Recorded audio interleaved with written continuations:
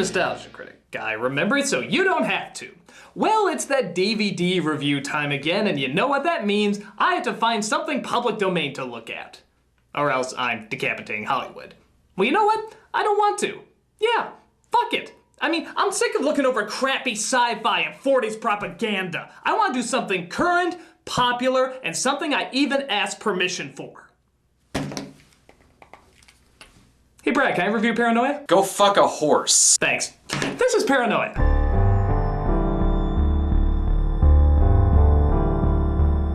You ever wonder what would happen if the cinema snob turned into one of those pretentious filmmakers he makes fun of? The darkest recesses of my nightmares won't allow me to think about it, but luckily this film exists to show me what the outcome would be. It has sex, murder, mayhem, and probably the biggest collection of bearded men since the Last Temptation of Christ. But is it on par with main writer and actor Brad Jones's other work? Well, he does keep his cat out of most of the shots. Let's get our freak on with Paranoia! So we open up with Jones, before he looked like a retired bobblehead, as he plays a character named Mark. Oh, hi, Mark. He's upset because his wife is leaving, and thus he's out of a free meal ticket. At some point over the last 5 years, it had to be good, wasn't it? I never said it wasn't. You never said anything. You're always locked away, writing. I'm trying to make a career. In the 5 years since we've met, you never finished anything. I took a second job to cover bills, to pay for this house. I put aside things I wanted. I put them aside because I was supporting you. Oh, come on, a spouse supporting a freelance writer? Pfft, who would believe that? Get over it, Mark. It's never gonna fucking happen. Yeah, to be fair, she does this every time she watches Short Circuit too. Be safe. I hope you're happy. You too. I can't remember the last time I was.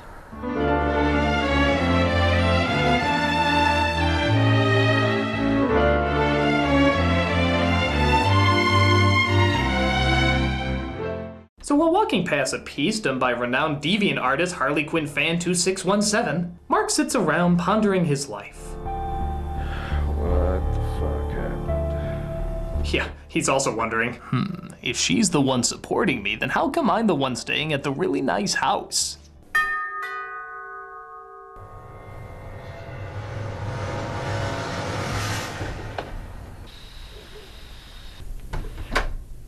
Bad night. Christ! Yeah, the incredibly light knock was pretty startling. Message for you, sir. He finds a person who seems to have been shot dead. But maybe he's not entirely dead. Maybe he's just half dead. Oh,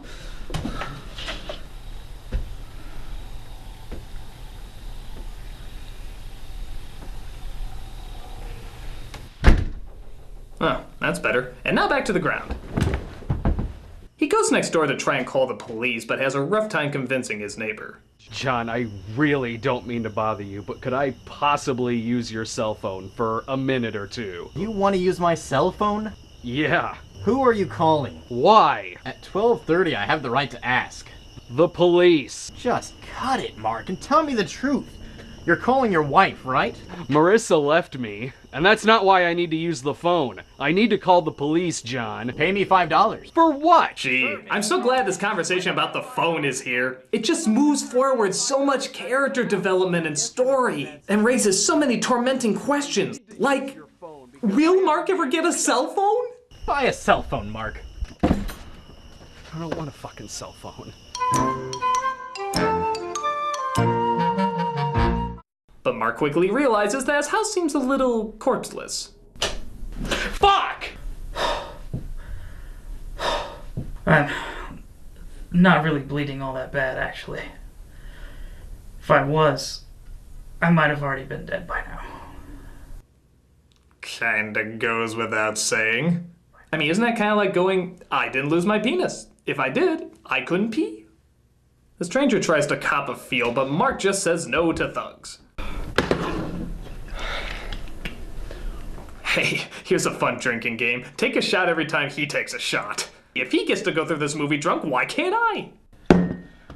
Well, nothing better to do after a few strong ones than go for a nice leisurely drive. It's good body dumping weather.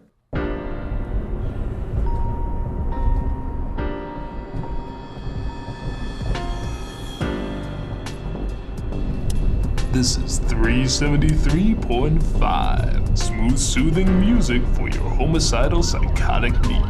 This one's for you, Mark, if you're listening. It's Paranoia, Paranoia, everybody's coming to get me. He gets pulled over by a police officer who, I swear to God, is the guy he just shot. Is that his doppelganger? You know your left taillight's out.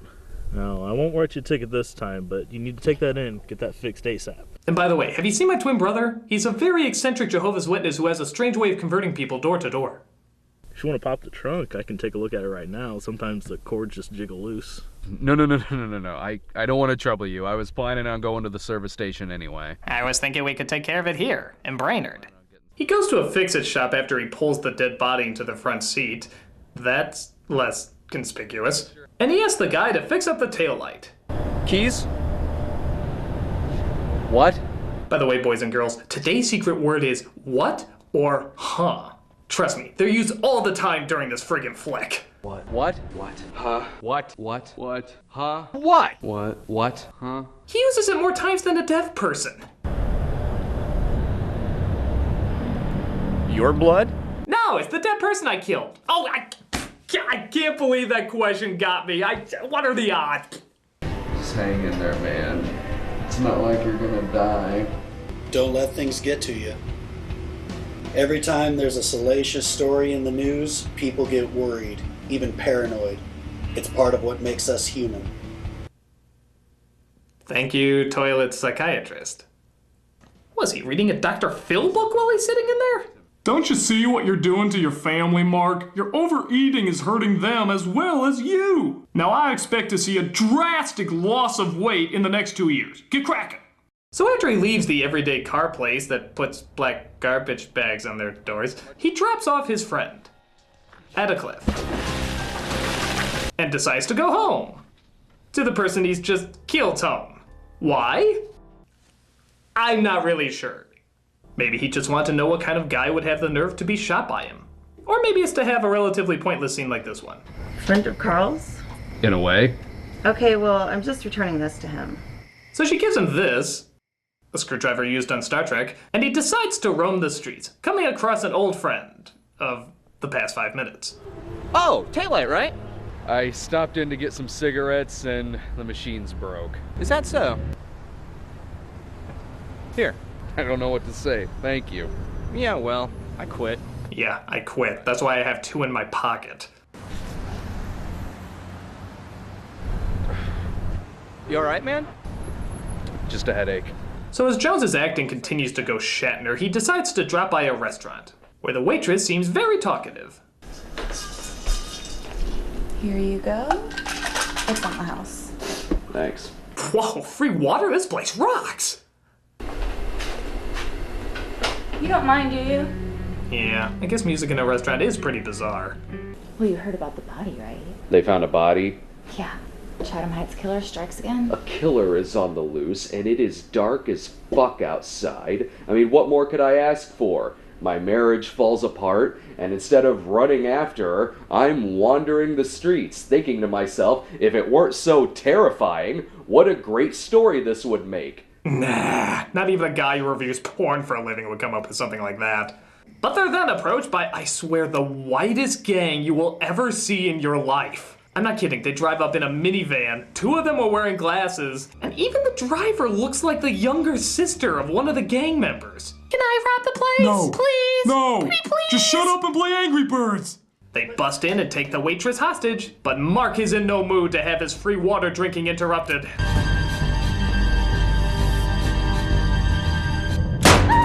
Hey, careful, those pellets hurt. Shit.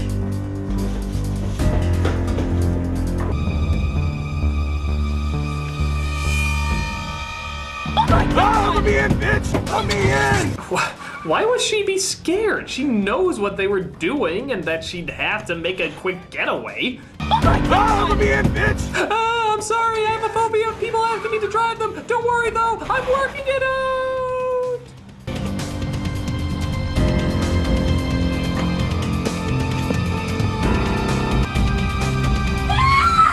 No! All they tried to do was kill me. Is that so bad? So obviously they have to call the cops, right? No, we should not call the cops. And why not? I do not want to take the blame for this. You kill anybody in this world, and you're not a cop, your reputation will be ruined. That is how things work. Yeah, that really high-end reputation of being unknown, getting nothing published, and being supported by your not-wife. Sounds like you got a lot to lose there. I just got an idea. So they make up a lie and make it look like the waitress, who also seems to be the cook, seeing how nobody else is in this place, was the only one who stopped them. You're taking his gun? Don't worry. But the bullets, This gun hasn't been fired. You're worried about the bullets from the gun and not the obvious fingerprints you're leaving behind?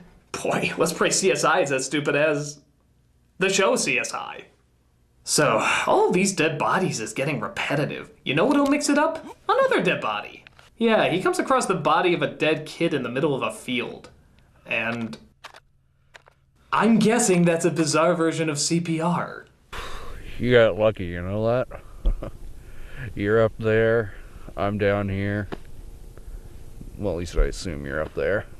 You know, when I was a kid, I used to camp out at my grandma's house, just gazing up at the night sky, staring at the stars for hours. You know, it really says something when laying with the corpse of a dead kid is the heartwarming part of your movie. But to be fair, we get back to our more traditional fucked upness, when Mark seems to suddenly be in a dance club trying to discover if there's a way to make white dancing even more awkward. Could be a lucky night. Perhaps you'd like to take your pick. Variety is the nature of choice. Were those women just on standby for whenever he snapped? Alright ladies, you go flirt with the men at the bar, you go flirt with the men on the dance floor, you just wait in deafening silence until I snap my fingers. That means I'm about to sell you for sex. Yay!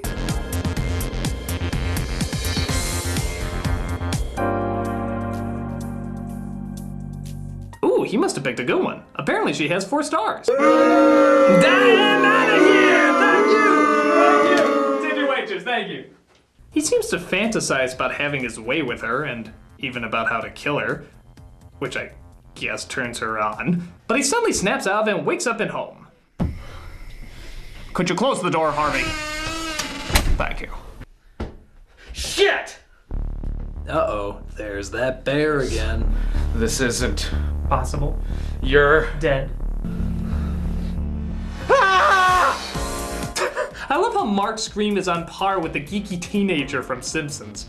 Oh! If I had a girlfriend, she'd kill me. Boy, they sure are sending the pretty little things tonight, aren't they?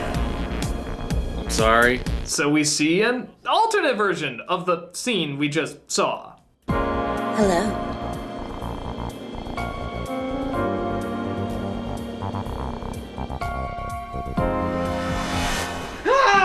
How dare you show that I like women?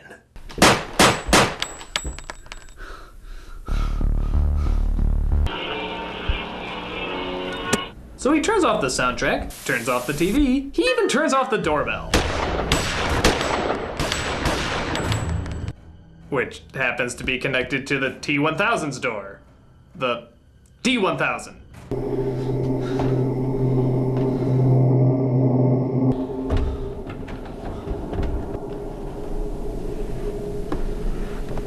Boy, I'd love to know how they got a permit to film in this place. Look, Father, all we want to do is shoot a movie about a man who kills people, breaks into their houses, and sleeps with prostitutes. Now, if that's not doing the Lord's work, I don't know what is.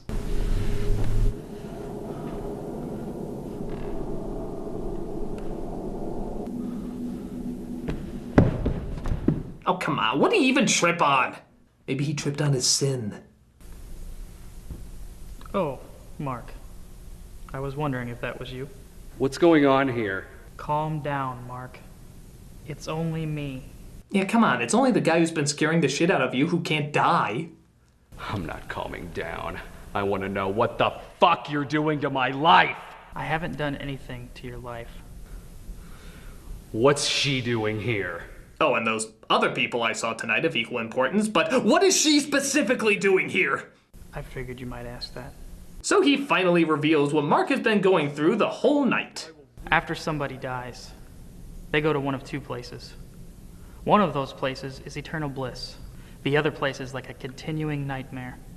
Reality blends in with the fictitious, and it suspends most of the rules that occur in normal life. So what are you saying? You're in hell, Mark. Yes, we came up with that by combining 3 Twilight Zone episodes. They're dead? Yes.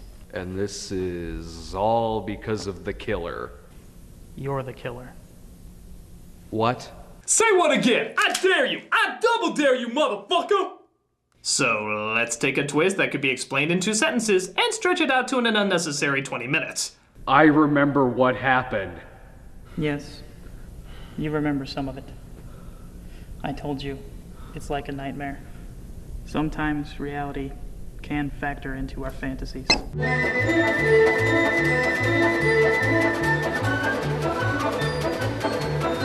So, just to clarify, he's been dead the whole time, the Earth is the Planet of the Apes, and he was always Tyler Durden.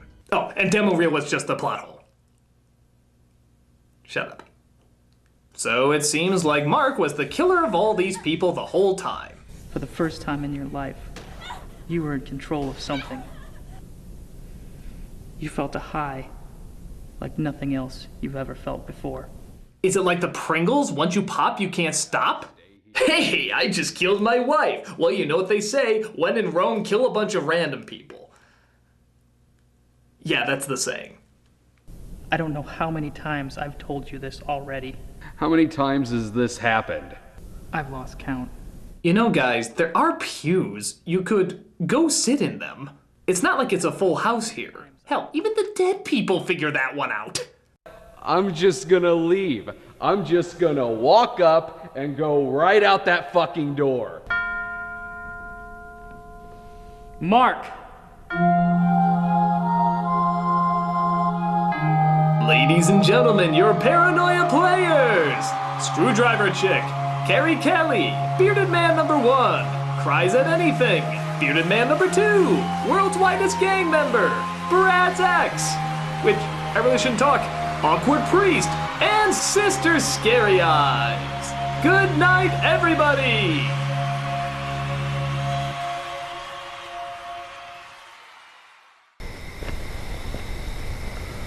Can you give me a ride? That's my job. A white taxi driver? Now I know this isn't reality. Take me home. I need to talk to my wife. No problem. So kids, what's the bigger topic this movie raises? That hell is annoyingly confusing, or hell is confusingly annoying? Either way, it's an hour and a half you're never getting back. So how is Paranoia? I think it's a bit of a required taste and can be awkward at times, but certainly does create that sense of gloom and doom that it obviously wants to capture. It's uncomfortable, but in a good way, like a miserable night that just won't seem to end. And seeing how that's obviously what the movie is trying to get across, I'd say it succeeded. It's got its problems, sure, but it does well at creating a nightmarish world that seems to loom in atmosphere. So I'd say if a dark, unnerving trip down an alleyway of a movie is your kind of flick, go ahead and check it out. I'm the Nostalgia Critic guy, remember? Hello? Hey, asshole. I noticed you haven't fucked a horse yet, because I found someone who's willing to help. He's gonna make your dick feel like carrots. I remember, so you don't have to.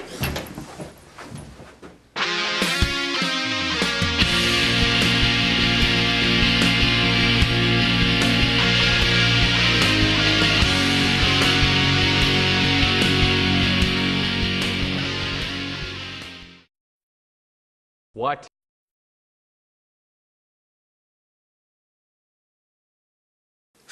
Asshole. Movie was so perfect it needed a writer's cut.